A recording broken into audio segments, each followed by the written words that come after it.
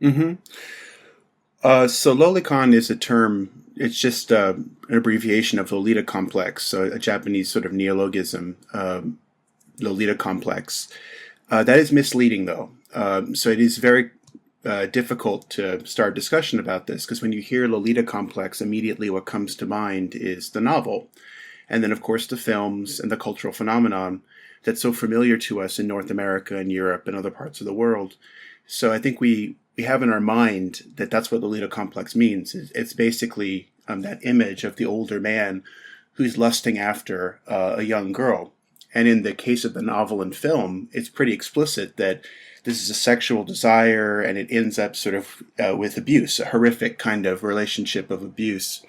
And so I think that's in the back of a lot of people's minds when they hear the term Lolita complex. And in fact, it's sort of become a buzzword in global discussions of sort of child abuse materials, whether it be film or photography or novels or fiction or cartoons even. And so Lolita complex has become one of those buzzwords, especially associated, oddly enough, with Japan, because Japan didn't write that novel or produce those films, but there's a phenomenon of sort of young, cute characters, female characters in comics and cartoons, which get picked up in this. And so you sort of have Japan standing in for Lolita complex in the global imagination of child abuse. And I think when you start at that point, when you start with the term with that particular understanding, you miss a lot of what is going on historically and locally in Japan, which has a little bit more to do with what the term came to mean in local context and less what it means for critics in North America, Europe, and other parts of the world. Yeah, absolutely. So the term lolicon, Lolita complex, as lolicon in Japan has a very distinct meaning, and it's simple to sort of point to other examples of how terms mean something very different in Japan than they do in other parts of the world. So it's a borrowed term that when it was picked up, sort of took on specific meanings within particular subcultures of Japan. And the most obvious example of this would be Lolita fashion, right? So it's tied in some ways to that image of Lolita, correct? And it's often picked up as kind of an example, again, of youthful underage sexuality in Japan, how this is part of, again, a problematic objectification and desiring of underage girls, right? However, if you talk to the people who were involved in Lolita fashion subculture in Japan, they would say that's absolutely not what it means. It does not mean older men lusting after younger girls and this kind of a relationship of objectification that has to do with my use of fashion to express myself, right? And it has to do with a lot of sort of rococo and shoujo manga and all kinds of other sorts of images that are taken and sort of put together into this particular image that they as part of their subcultural identity. So even though the term is the same, it means something completely different to that subculture. That's just one example of how Lolita has a different meaning. In my own research, I've come to sort of focus on manga anime fans. And manga anime fans had a very distinct meaning of lolicon. For them, in the 1970s and the 1980s, it was more associated with their desire for fictional characters, specifically bishoujo, or cute girl characters. So there was kind of in some ways men and girls, but very distinctly it was men and women as well, but it was manga anime fans talking about their desire, their affection for manga anime characters. So lolicon in that sense had a specific meaning, right? Which does not mean the same thing as it would in other parts of the world, right? So when you see someone who says, as sometimes people do, I'm a lolicon in Japan, they might say this quite openly. This is not a confession of potential predatory desire or pedophilia.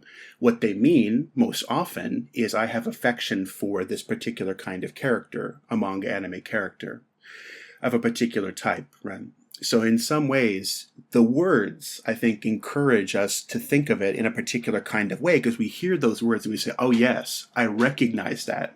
It's just a Japanese version of what I already know, just a Japanese pronunciation of what I've already heard before, right? The term that I know that I know I should be critical of, that I know I should be really disturbed by, upset by, because it in fact indexes this abuse.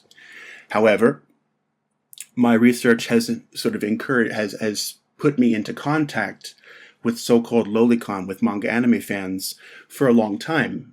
And these people with a Lolita complex, a lolicon in their sense of the term, have taught me to sort of maybe check my assumptions and try to hear what they're saying. And in this kind of gamble of not assuming and instead listening, I've come to understand it in a very different way. Yeah, absolutely. So, when you look at a lot of the characters that are popular among female fans, it's similar, right? You have younger male characters who are also cute, right? Often beautiful characters, but cute characters as well. So because the manga anime scene in Japan is a kind of youthful scene, you have, within the fiction itself, a lot of the characters are younger, right? So basically you have this kind of youthful character, and even if it's not a youthful character, it looks young because of the cute aesthetic of manga anime. So often, yes, you will see boy characters who are distinctly cute, right? And they are the object of female affection as well.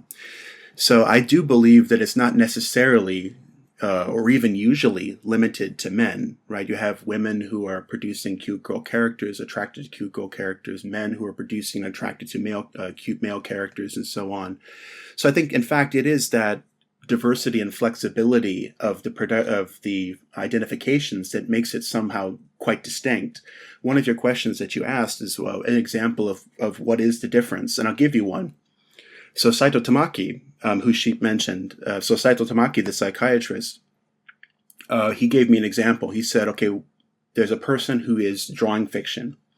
This fiction is something they desire. I look at the image. The image is of a caterpillar. The caterpillar has what appears to be a male face. It's a cute, youthful-looking face. That caterpillar then encounters another caterpillar, and the two caterpillars are depicted having sex. What am I to do about this? They appear to be boys. They appear to be young. They're caterpillars. Okay, how do we interpret this? And he says it would be a kind of gross reduction to assume that we knew what this means, right? Whereas if you have a photograph is of something that actually is there, right? So if you take a photograph of an underage person in a sexualized context, let alone engaged in sexual activity, you are in fact taking a photograph of something that exists, of an actual crime, of abuse, of a sexualization, objectification of a person. What of the caterpillar? That is not a arbitrary distinction. In fact, that caterpillar and that child are not the same thing. They're qualitatively, fundamentally different things. And so what people like Saito Tamaki encourage us to do is try to understand that the people drawing, consuming, circulating the caterpillar are not the same people who are photographing, circulating, consuming those photographs. Yeah, absolutely. So that quote from Image and Narrative, the beginning of the article, that comes from the minutes of some of the meetings that were happening among government meetings, council meetings in Tokyo. So at the time, people were debating whether or not it was necessary to have more regulation of comics and cartoons. Specifically comics and cartoons that depicted underage sexuality or abuse or deviance, perversity, that kind of thing, right? And so in these closed rooms and sometimes open rooms, they were discussing the problem of underage sexuality in comics and cartoons. And you sort of got a chance to peek at the thinking of a lot of the policymakers. Normal, non-manga anime fan, older Japanese, and they were talking about their perceptions, their preconceived notions about what was going on, and that was one of the quotes that came out. Essentially, one of the politicians said, "Why are we even talking about making an exception for this? We know what it is, right? Look at the image drawn on the page. Look at the image on the screen. We know what that is. There's only one way to interpret it. There's only one way to look at it, and it is in fact perverse. It is in fact pedophilic. It is in fact indexing or speaking to a predatory desire. Therefore, we must do something about it. Right? That was the argument. And in fact, the governor of Tokyo at the time, Ishihara Shintaro, he himself said something very similar. He said, essentially, we know this is perverse.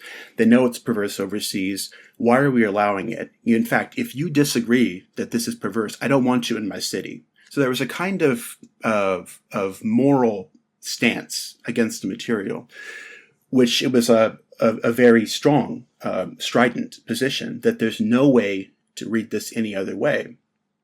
And I knew from my research, this was 2010, and so I knew from my research that that wasn't the case. I'd been talking to artists and fans and producers and so on for a long time, and they didn't tell me that. They told me something very different. They told me about, for example, and this is just one example, but when I draw the image, I become the character. Okay? So in that sense, it means something different for the person producing it than it would for the person consuming it, right? The one who sees it without the context of the panels, the story, might read it differently than the one who produces it, identifying with the character, one or the other, both, neither. So there's a kind of complexity and flexibility of identification involved with the production and consumption of these non-representative images that don't necessarily that aren't one person in particular. They could be anyone. They are no one, right? So because of that, there's an openness to the image that I think we need to pay attention to. And it happens in a very similar way. Before I did my project on Akihabara, which is where I've been doing research since about 2004, before that, I was doing research on fujoshi, so female fans of boy characters, essentially, who like to take these boy characters and put them into relationships with each other. And I knew from that research that this wasn't the case, because what we're looking at are young women, many of them identifying as heterosexual, who are producing ostensibly boy characters that they put in relationship with other boy characters, and they then identify with one or the other or both or neither in multiple different kinds of shifting and flexible ways. And so I knew that it wasn't as simple as people were making it out to be when it comes to manga and anime, when it comes to comics and cartoons. So the fact that we weren't extending that same kind of complexity to this material because we were morally outraged by the content, I found to be rather problematic. Mm-hmm. So I don't think it innately problematizes it. I think that what I encourage people to do is think about what it means in context. So when you're talking about the 1970s, when you're talking about the 1980s, when you're talking about Japan, when you're talking about Romania, wherever you're talking about, there's a particular context in which the term is used, and it means something. It's significant in that context. If we just assume that we can take it out of the context and read it in a kind of universal or general way, because we think from our own context that we know what that term means, I think that we're being a little bit arrogant. We could be a little bit less sure of ourselves and be willing to think about other possibilities in other contexts, with other people in other places and other times. So I don't think that it innately problematizes it, but I think if you read, for example, Lolita, Nabokov's novel, if you read Lolita, it's a very haunting work, and it in fact is an indictment of this abuse relationship. I mean, it's a horrific account of what happened if you read between the lines. All right. If you read that next to something like Kodomo no Jikan, right, the Time of Children, that manga, it's a very different story. It's a very different image and world, even though that actually kind of approaches in some ways a similar kind of relationship. An older teacher and has within his relationship with a grade school aged girl. And so if you look at that manga and that novel side by side, I think that you'll be encouraged to think about, well, wait a minute, what exactly is going on in the production consumption of this particular manga in particular places and times among particular people? So I think that actually is where we can begin to problematize our assumptions. It's not just the term itself. I think if we listen to how the term is used, it might problematize some of our understandings. Yeah, so yeah, I think you have to use the terms that you're using because those are the terms that are used in the debate, right? So actual and virtual child pornography. So even though not all of it or even most of it is pornography, I think we need to use those terms because the most offensive material might fall into those categories, and that's where, in fact, the heat of the debate is, right? It comes when you get to that sort of really edgy stuff that really pushes you to a moral kind of response, I think. So yeah, there are examples. I shouldn't name names because I think that these people have already been tried in court. They've already been put in the media. They've already been, I think, in many cases, found guilty in the court of public appeal. But I think instead, what I'll just say is, imagine, if you will, and this has happened before, a person with no criminal record whatsoever, who's arrested for having dojinshi, fanzines of Madoka characters from the Magical Girl show. Okay? Those characters engaged in sexual acts. All right? This kind of material is produced, a ton of it, at the comic market, right? We're talking hundreds of thousands of new volumes twice a year, right? And of course, this stuff circulates online. So a lot of people are consuming it. All right. This particular individual has these images on his or her computer. Stopped at the border, arrested, found guilty of possession, sent to jail, a criminal record now. What is this person guilty of? I think that's the difference. And I think it does, in fact, challenge us to think about the significance of what exactly is in possession, what exactly people are looking at. Nothing, in fact, is in possession besides drawings of characters themselves, right? These characters might have different ages, there might be different genders, there might be different sorts of species, animals or aliens or robots or whatever, right? But these characters engaged in sexual acts in images drawn on their computer lands them in jail. I think we might want to consider what that means. Nothing else, just drawings, just the idea of sex with underage characters. This then lands a person in jail. This sounds like an implausible scenario. It's not possible, right? Of course not. I mean, it's just the thought. There's no crime. I mean, this can't happen, right? Wrong. It is happening, and that's the point, right? In fact, that Japan is so open in these relationships with characters that fans are able to produce, consume, circulate these images as openly and publicly as they do is the exception to the rule. In many parts of the world, we're already kind of seeing a crackdown occurring, and we're seeing kind of laws being codified that in fact are meant to capture this material and stop the flow of it across borders. And that will in fact catch more and more people in this dragnet, and more people will be found guilty of crimes that they did not commit. Imaginary crimes, just to put it bluntly, imaginary crimes. And I think that is a problem, is it not? And what kind of a world do we live in when people are found guilty of imaginary crimes? Yeah, great question. So there's a lot of connections between shoujo and lolicon, and by shoujo I just mean for girls. So the type of manga produced largely by and for women, young women. So shoujo manga and shoujo characters, girl characters in anime, really grew in popularity in the 1970s. There was sort of an explosion, or what's called the Renaissance of shoujo manga. And at that time, a lot of men began to read shoujo manga. So there was a phenomenon from the early 1970s on of men reading shoujo manga. And this was not a minor phenomenon. Just to give you a simple example, the founders of the comic market, I just mentioned this comic market, which is now the world's largest gathering, a fan-run convention. The comic market was founded by none other than male fans of shoujo manga. So this kind of, it's a less talked about phenomenon, but it's incredibly important. So shoujo manga, on the one hand, is important because we had kind of a phenomenon of shoujo manga becoming a force within manga and anime more generally in the 1970s. People were taking notice of this. As the decade went along, you had men producing in the shoujo style, right? So men producing this kind of girly or cute image. You also had women who were producing shoujo type images for men, right?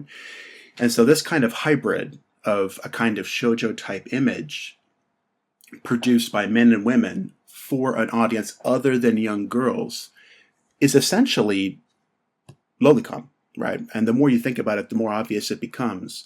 And if you think about the late 70s, early 80s, this crossover phenomenon becomes incredibly important. So, for example, people often talk about Invader Lum as a significant turning point when anime characters, manga characters, became sort of pinup girls or cover girls in that sense, right? So Invader Lum invented in 1978, right? Her first appearance, and she's kind of a swimsuit, wearing bikini-clad, buxom girl, right?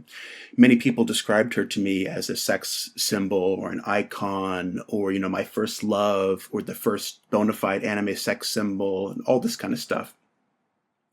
Significantly, Invader Lum was drawn by Takashi Rumiko, right? And Takashi Rumiko is essentially doing a hybrid of shoujo and kind of more for boys material. So what you ended up with is a kind of round, cute girl character that's also can also be a sex object, essentially.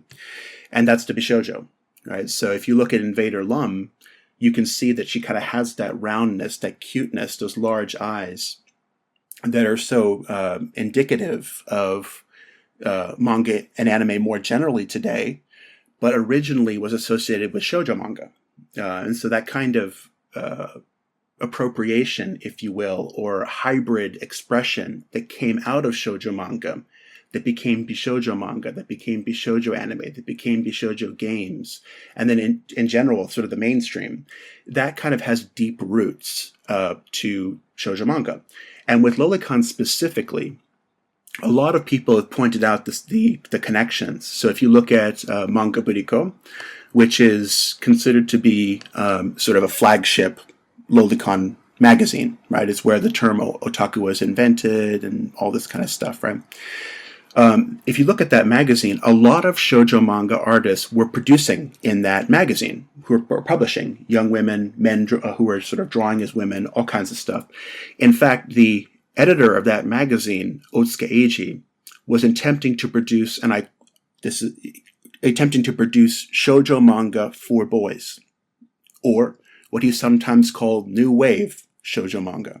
All right, so direct connections. And if you look again, more and more, there's these kind of undeniable connections where shoujo manga sort of shades into Lolicon with shoujo artists, both men and women, shoujo artists producing this kind of new shoujo manga for men, also for women, and it becomes kind of spread throughout the field in the 1980s. And by the time you get to the 1990s, it is the mainstream. And if you look at something like Sailor Moon, it's obvious, right? So Sailor Moon is a shoujo manga, right? But look right in the title. Bishoujo Senshi Sailor Moon. Bishoujo is right in the title, right? It's not surprising that there were male fans and people like to talk about Sailor Moon as if it was so shocking, right? Oh my goodness, there was male fans of shoujo of Sailor Moon. Where did they come from? It was supposed to be for young girls. I wonder about that. I think it was from the beginning a planned cross-gender genre phenomenon, right? And if you look back at the 1980s, the 1970s, you can see that this was already happening. There was already men who were consuming across gender genre lines, consuming shoujo manga, and producing their own kind of shoujo manga, which was called Lolicon, which was called bishoujo manga, and so on. Mm-hmm. Yeah, so I think this is a great question as well. There's a lot of, I think, parts to it, but I'm just going to focus just on Ueno because I think you're right. She's sort of the most sort of visible, iconic feminist thinker in Japan today. And so Ueno, in fact, at certain points in her career, defended Lolicon. And I point to an article that I think more people should read in a book that really should be translated. It's called Otaku no Hon, the book of Otaku, released in 1989. So it's one of the first books about otaku, specifically about otaku, right? And what it is a series of articles written by journalists, subcultural journalists, who are talking about what's happening in different kind of subcultures. And they're describing sort of the different phenomenon, from idol chasers to computers and uniform fans and all that kind of stuff. And they have a dialogue with none other than Ueno Chizuko in that volume.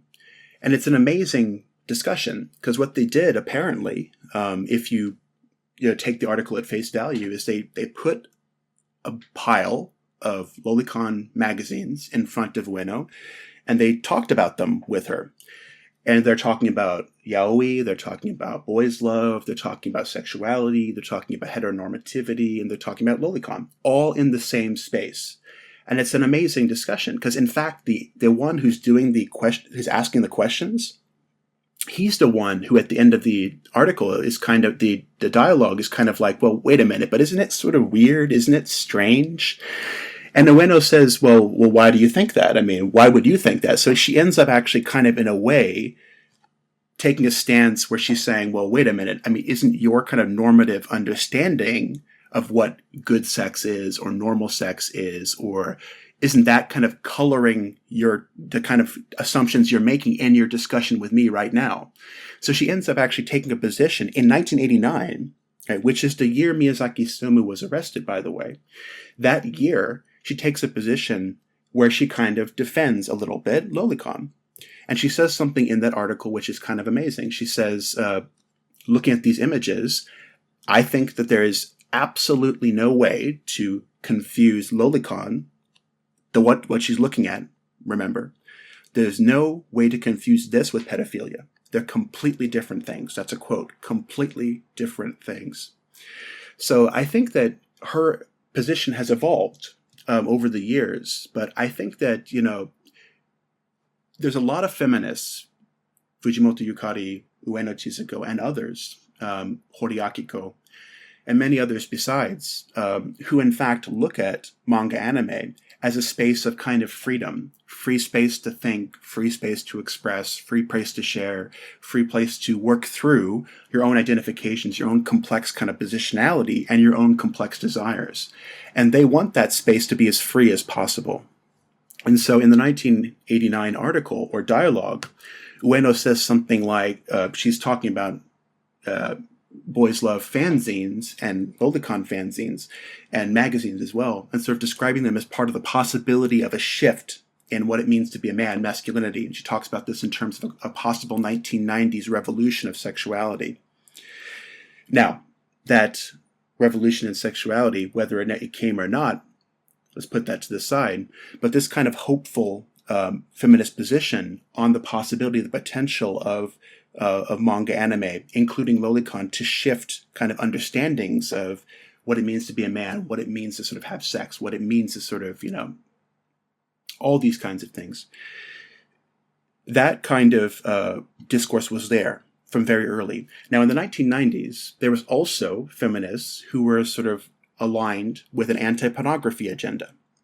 Many, in fact. They were inviting over Catherine McKinnon. For those of you who read up on your feminist history, Catherine McKinnon's a very important figure in the anti-pornography movement. She advocated for ordinances against pornography as hate speech, as a kind of a feminist lawyer.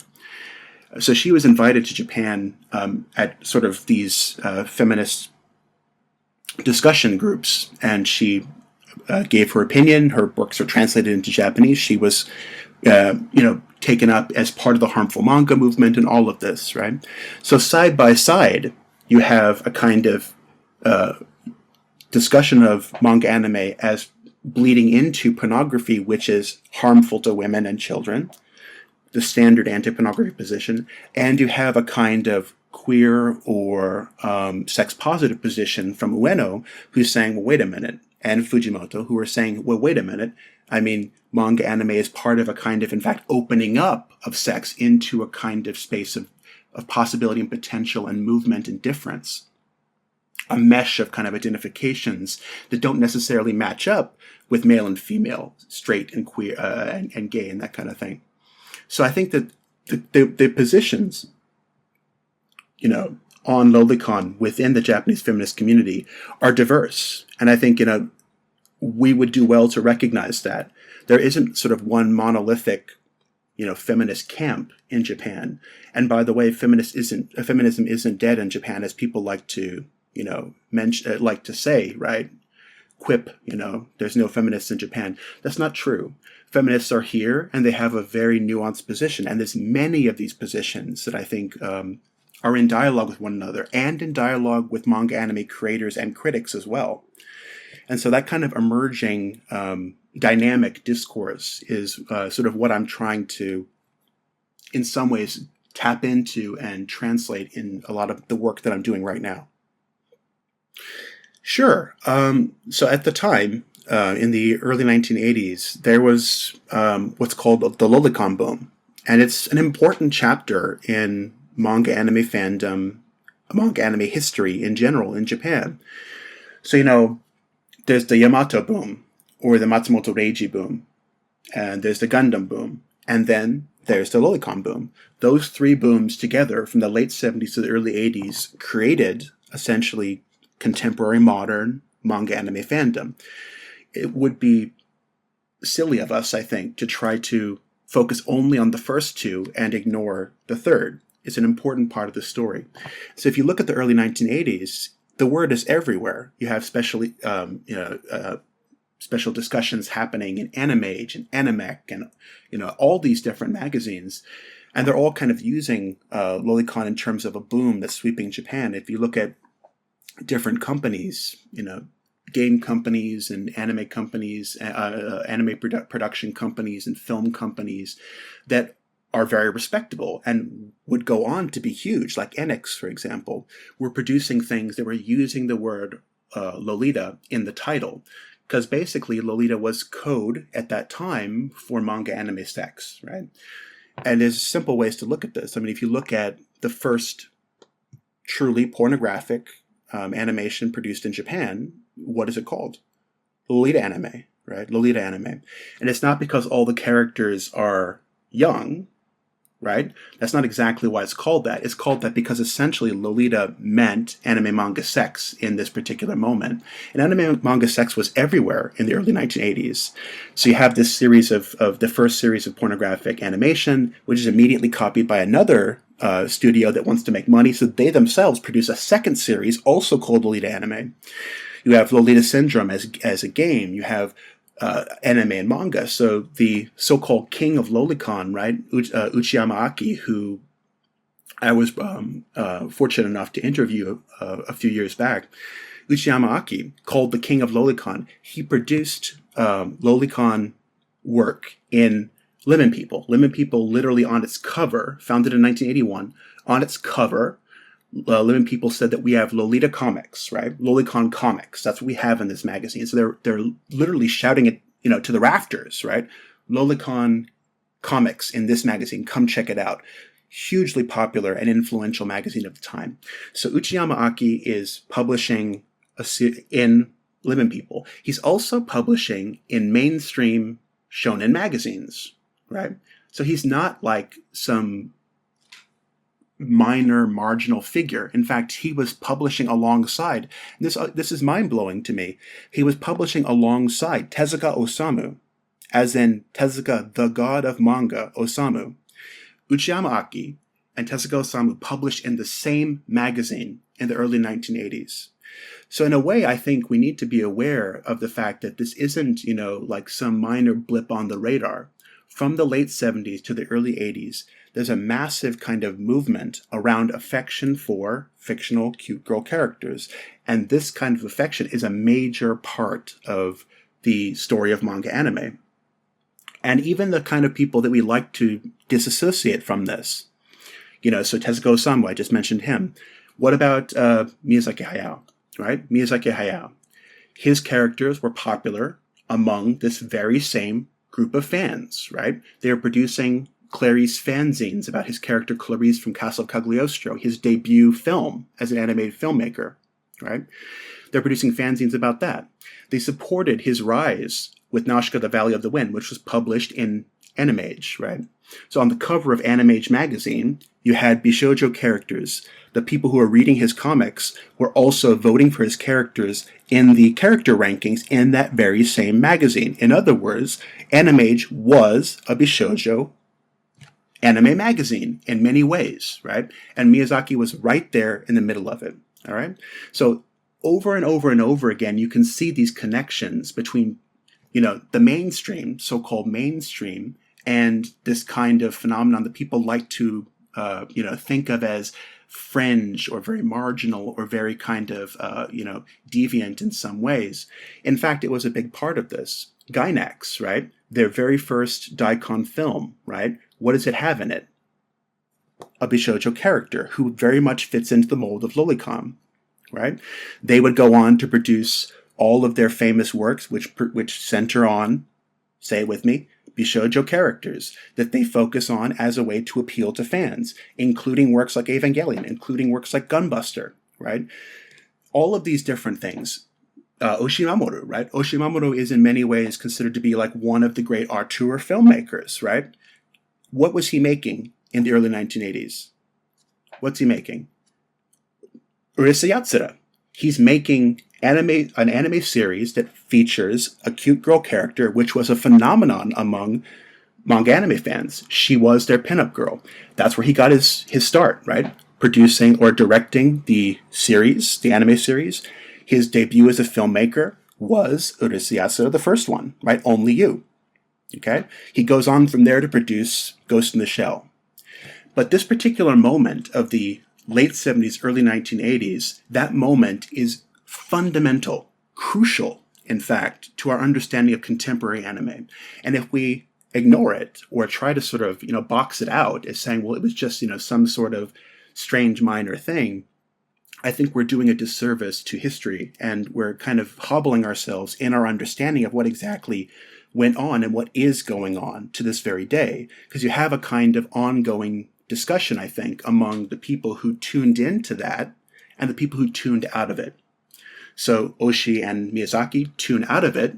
They go up, right, into a different kind of space, right? They produce films increasingly for a general audience, increasingly for a kind of family-friendly international audience. Other people tuned into it, like Gainax, right? And this kind of tuning creates a bifurcated market in some ways. But both of them are part of the same, they're from the same soil, I think is what we should not forget. Yeah, that's a great question. So, absolutely, I think that Uno and Hamino and all of these critics they're really sharp. They're the next generation of opinion makers. And I do agree with a lot of their points, but I would just put a little bit of a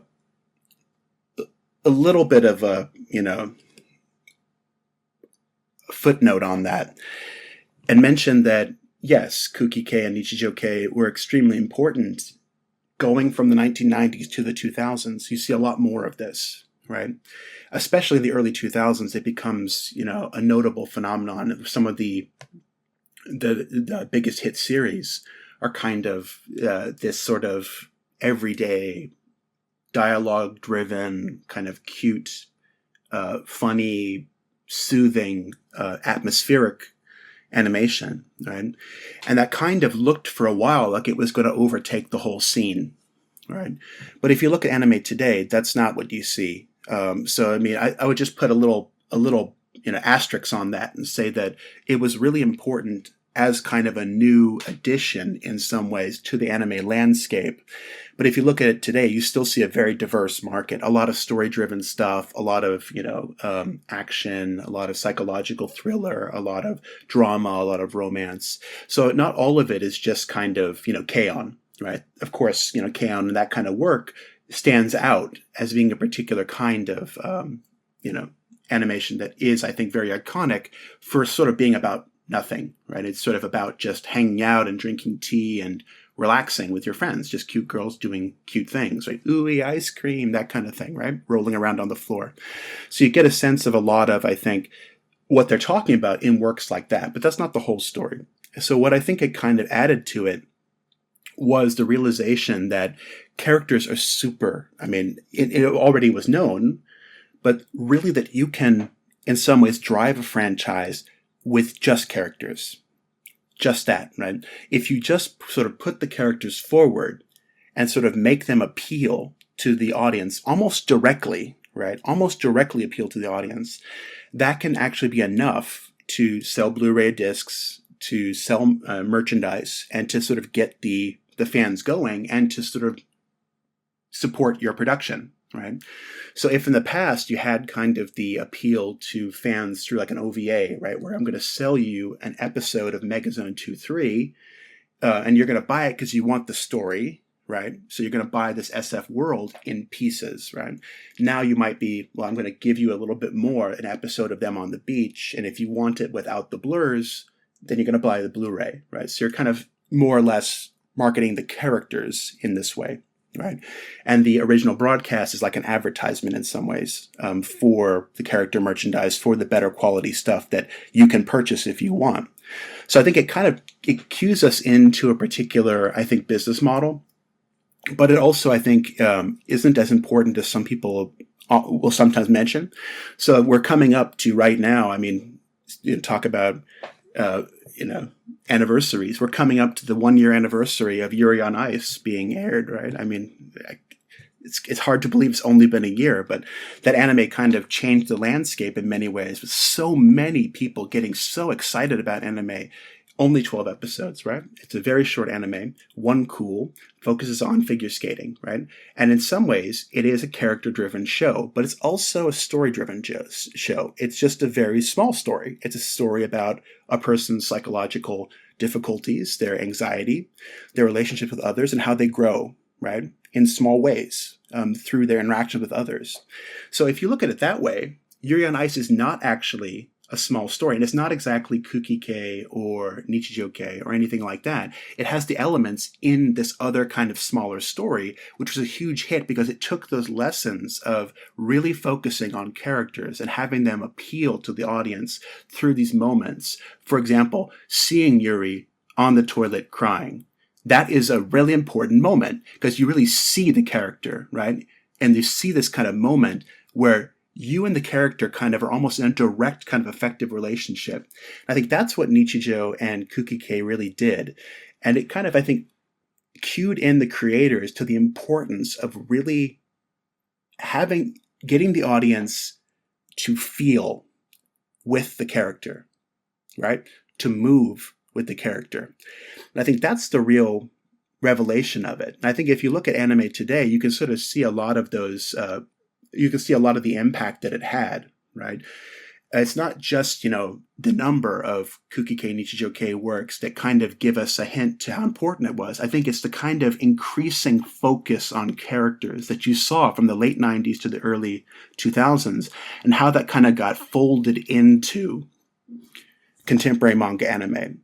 I mean, characters are now even more attractive, even more kind of moving than they were a decade ago, which is kind of becoming Japan's signature in some ways. They're becoming kind of a market of manga anime characters, right, which are carried by their stories and by their worlds and stuff like that. But essentially, you kind of have this character market, right? So for me, I think that's really what you're seeing. You're seeing kind of increasingly people queuing into and focusing on characters in ways that kind of really, I think, in my own understanding, really take us back to some of what was happening in the late 70s, early 80s anyway, right, with the Lolicon boom. If you look at something like Odyssey Yatsura, some of the best episodes, like we're going to get a little bit geeky here, but Happy Birthday, Darling. In that episode, you have Ataru, who's being a jerk like always, right, and he hurts Lum, as he always does, because he's a jerk, right? However, in that episode, essentially the entire 30 minutes is just Lum walking around the city thinking about her relationship with Ataru. And Ataru sitting in his room being a jerk, fuming about what he did to Lum, right? And there's these long sequences, right, of just Lum walking around the city, right? And you sort of have this almost like music video type atmosphere with colors and lights and movement and sound that really gets you to sort of think about what Lum is thinking right now when she looks at the window and sees that shirt and thinks about Otaru, right? And I think that episode, why it stands out so much, and it's routinely voted as one of the most popular episodes of Odessa Yatsuda. Why? Because it gives you it gives the fans what they really wanted, which was more of a kind of a chance to sort of breathe and to feel what Lum was feeling, right? So within this kind of body action comedy story, this romantic comedy story, you have these moments that are kind of kuki or nichijo, right? Where it's kind of a very, very small story, right?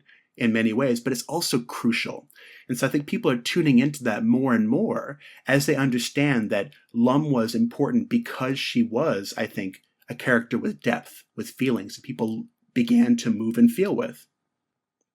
Yeah, so I do think that there's been a lot of progress in discussions of Lolicon in recent years. And the reason why is because I think we're seeing more and more dialogue happening across the language barrier. So there's a lot of problems for me personally, I think, with having the discussion because the material, first of all, is in Japanese, it's not translated. Second of all, it's usually paper. It's usually you have to go to an archive to find these old discussions, which have not been translated. So a lot of it's material, a lot of it's lost. It's not, you don't know where to find it, right? Someone's memory says, I think I saw that here or I saw that there. You have to go find it. And a lot of it's not in the official libraries. It's not in the National Diet Library. It's not in the university libraries. You have to go find people with private collections who can show you this stuff.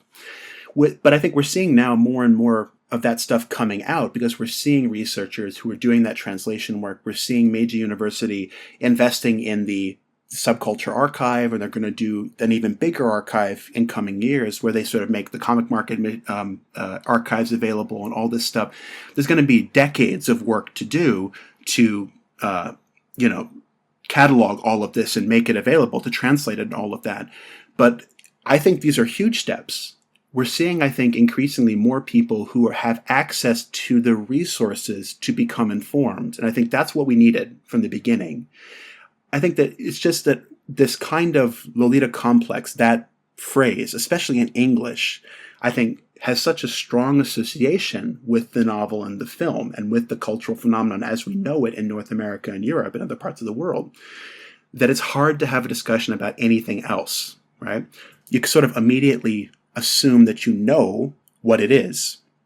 And because of that, people sometimes don't seek out that other material. There's nothing available to sort of help them to see other possible perspectives and to see other routes to pursue that knowledge.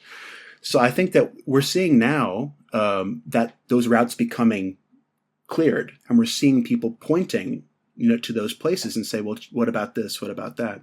I think as we go along, we're going to see more and more of this. We're going to see people having these cross-generational, cross-geographic, cross-linguistic kind of discussions where they're going to be able to come to more nuanced points. Because I think where we are right now, too often is yes or no, right? And that's what it is in the court of law. That's the problem with the court of law, right?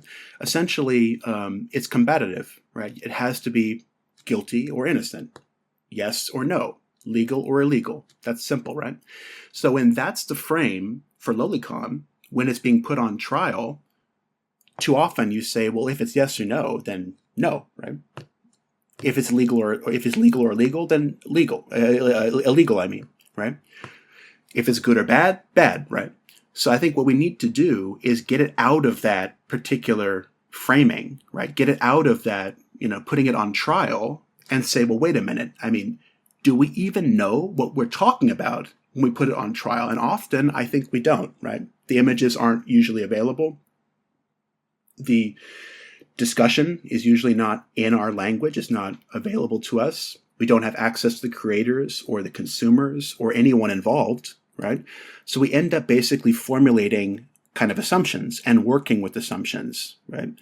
And the thing about assumptions is that, there's room, I think, there's always room to make mistakes when you assume things, right? So rather than assuming and actually taking assumptions to the court of law, which I think is really what's happening right now, we can begin instead to say, well, wait a minute, maybe we should learn a little bit more about this. And that's kind of been my position now for several years, where I'm trying to sort of just advocate, well, let's actually try to do the research, right? So, for example, I mentioned Uchiyama Aki, the king of Lolicon. Where are the interviews with him? Where are they, right? Where are the translations of his works? Where are the biopics? Where are the retrospectives, right? They're not there, right? Because he's been erased. And yet we assume that we know what we're talking about when we talk about Uchiyama Aki and the moment of Lolicon in the early 1980s. And so I think that kind of erasure plus assumption and then translating it into another context, the legal context in other parts of the world, is a recipe for disaster. So I think that there's room for us to really intervene with the resources that are becoming available and to take this progress that is being made and to really make even more progress towards deeper mutual understanding.